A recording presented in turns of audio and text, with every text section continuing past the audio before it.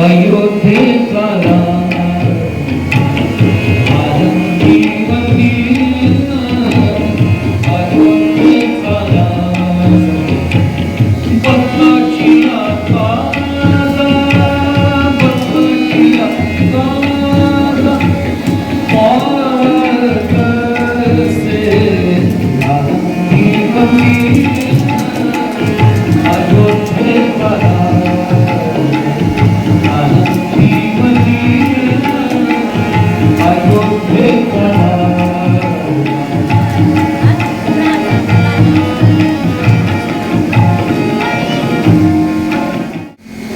माडेकर म्हणून थोडं आजचे प्रमुख वक्ते आणि स्वागत समितीचे अध्यक्ष हरिभक्त परायण श्री अशोकराव पाटील सर, भगवंत देवस्थान ट्रस्टचे अध्यक्ष सरपंच आमचे दादासाहेब, अन्य सदस्य आणि आजचे प्रमुख वक्ते सचिनजी लादे आणि उपस्थित सगळ्या भाविक राष्ट्रभक्त बांधवांनो, या सगळ्या कार्यक्रमाचं प्रास्ताविक करावं अशी आज्ञा आहे. अगदी गेली 100 वर्ष झालं यांना त्या कारणानं संघाने समाजासाठी काही काम करण्याचा प्रयत्न केला आणि या सगळ्या वैचारिक अभिसरणाचं एक होतं की इथला सर्वसामान्य माणूस जो या भारत मातेचा सुपुत्र आहे तो संघटित झाल्याशिवाय, त्याच्यामध्ये सामाजिक राष्ट्रीय भाव निर्माण झाल्याशिवाय आपल्या देशाचा उद्धार आणि हा विषय मनाशी धरून गेली 100 वर्ष संघ काम करतो आणि 100 वर्षानंतरचा एक मोठा संकल्प त्यांनी म्हणायचे असा झाला की इथून पुढे एक नागरिक खऱ्या अर्थाने धरून तो उभा केला पाहिजे. आणि म्हणून काही गोष्टी त्यांनी डोळ्यासमोर ठेवल्या आणि एक परिपूर्ण नागरिक, समाजाभिमुख नागरिक, राष्ट्रप्रेमी नागरिक अशी संकल्पना प्रत्येक घराघरात निर्माण व्हावी यासाठी काही गोष्टी समोर ठेवल्या. त्यातले सामाजिक संरचना, पर्यावरण, कुटुंब प्रबोधन, स्वबोध, नागरिक कर्तव्य या सगळ्या गोष्टीतून हा संपूर्ण देश नीट होईल, भला होईल आणि येणाऱ्या जागतिक संकटाला तोंड देईल. नव्या संपूर्ण जगाला शांतपणे कसं जगायचं याचा संदेश देण्याची व्यवस्था म्हणजे हा भारत देश आहे.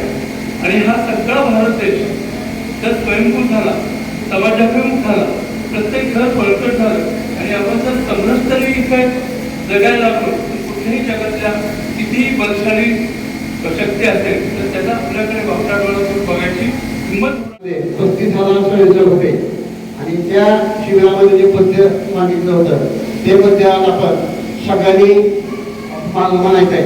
त्या पद्याला आपला सगळ्यांनी थोडासा आवाज करायचा आहे म्हणजे सगळ्यांना ऐकूया. हिंदू सारा एक मंत्र हा काही दिशांना घुमवूया, धरती नवपाताही भारू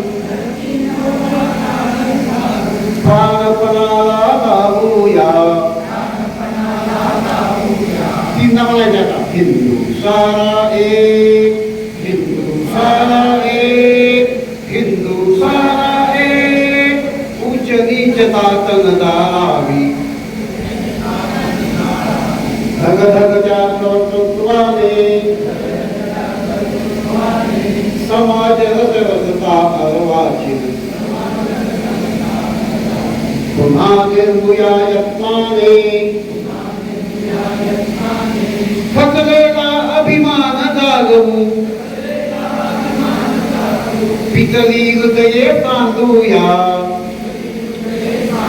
म्हणा. हिंदू सारा एक, हिंदू सारा एक, हिंदू सारा एक, कोणी नाही शत्रू आपला,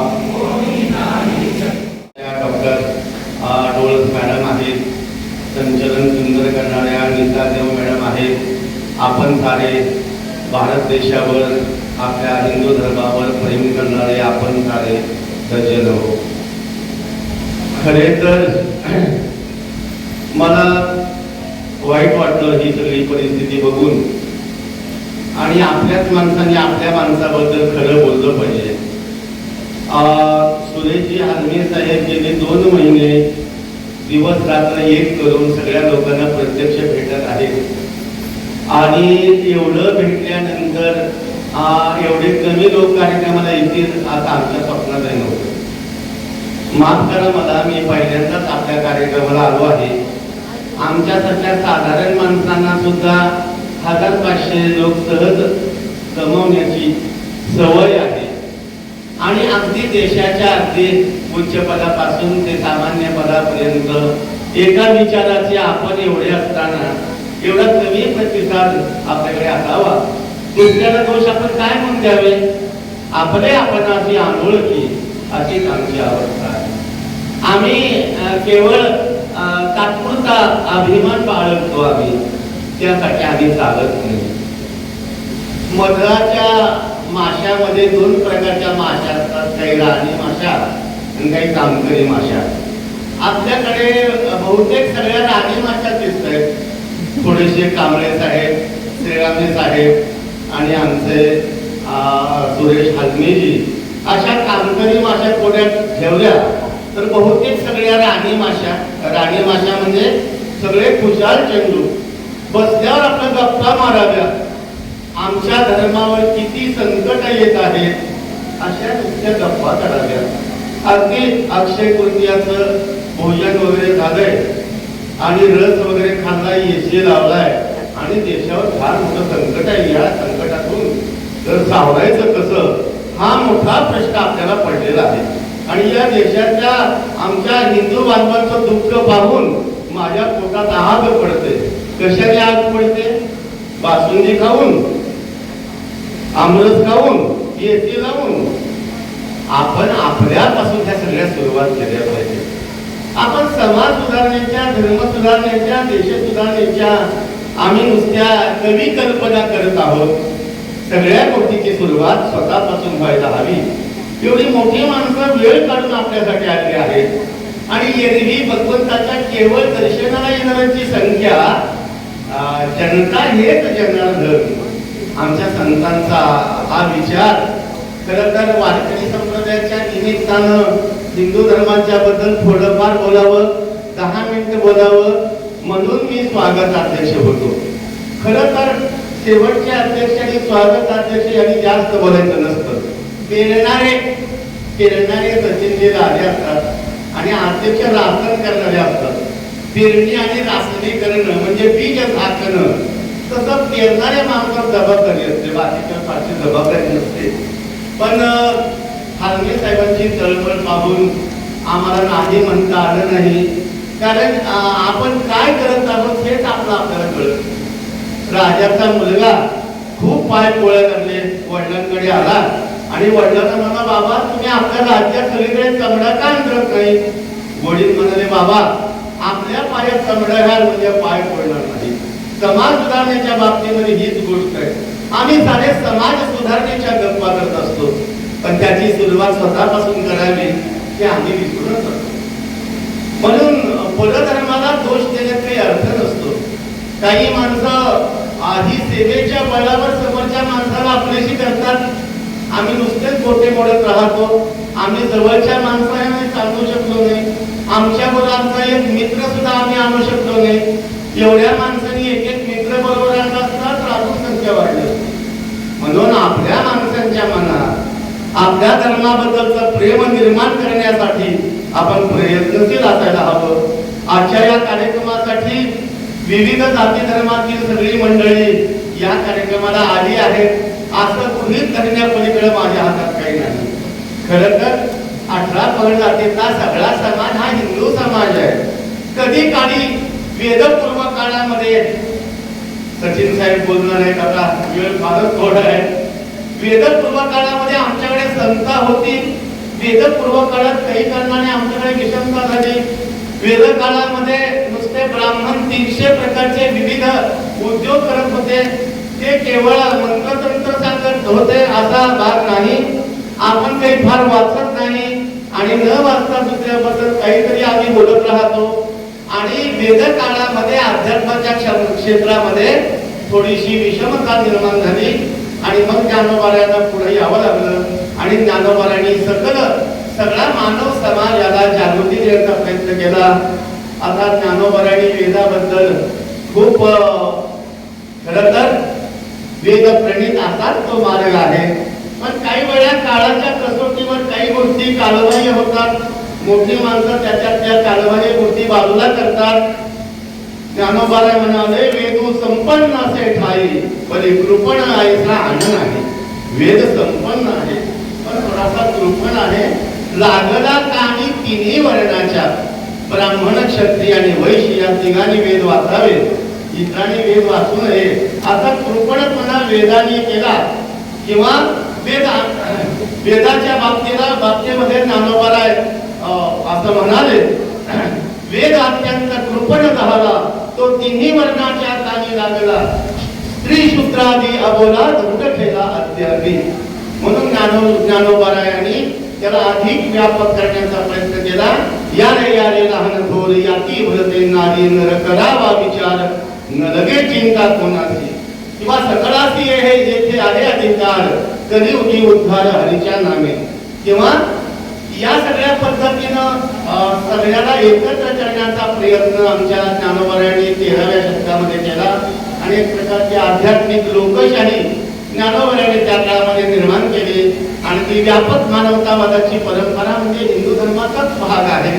पण आजच्या काळामध्ये आम्ही सुशिक्षित झालो म्हणजे आम्ही फक्त साक्षर झालो आहोत.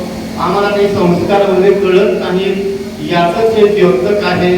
आणि म्हणून संघाने 100 वर्ष फार मोठा प्रयास करून हे सगळं राष्ट्र उभारणीमध्ये फार मोठी मोलाची मदत त्यांनी केलेली आहे. संघाचे लाखो कार्यकर्ते तळ हातावर तिरे घेऊन आमच्या हिंदू धर्माच्या रक्षणासाठी अहोरात्र धडपडत आहेत.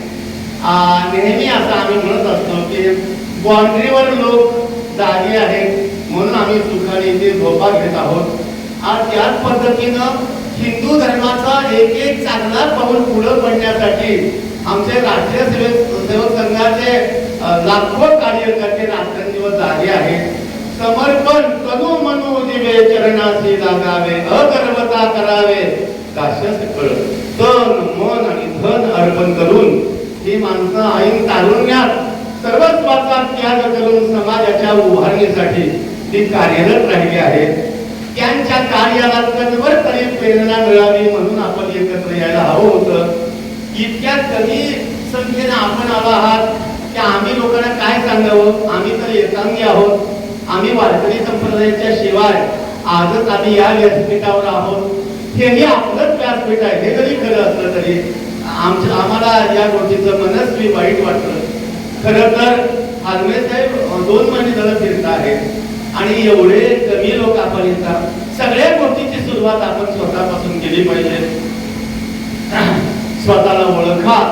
पंचसूत्रीचा पहिला विचार असा सांगितला आहे की आम्ही कोण आपण कोण आहोत. आपण भारत मातेचे सुपुत्र आहोत. हजारो वर्षाची परंपरा आम्हाला लाभलेली आहे. आमची परंपरा ही सर्वांग परिपूर्ण आहे. और हा मानव तो आमचा या व्यापक दिशेनं आमची वाटचाल सुरू आहे. पण स्वतःला आपण ओळखावं की आम्हाला आमच्या देशाचा आणि धर्माचा केवढा अभिमान आहे. देव देश आणि धर्मा पायी प्राण घेतद हाती अशी गीतं आपण गात असतो. पण आपल्या धर्मातल्या माणसाला मदत करायला आपला हात उचलत नाही. आम्ही सरदार गव्हाणे गेली 5-6 वर्ष वारकरी संप्रदायाच्या निमित्ताने कार्यरत आहोत. मोठी माणसं आपण पाहतो. ती माणसं वायपट लाखो रुपये घालवितात. त्या पैशाचं जाऊ द्या पण आयुष्याचा अनमोल वेळ ती माणसं कुठेही घालवतात.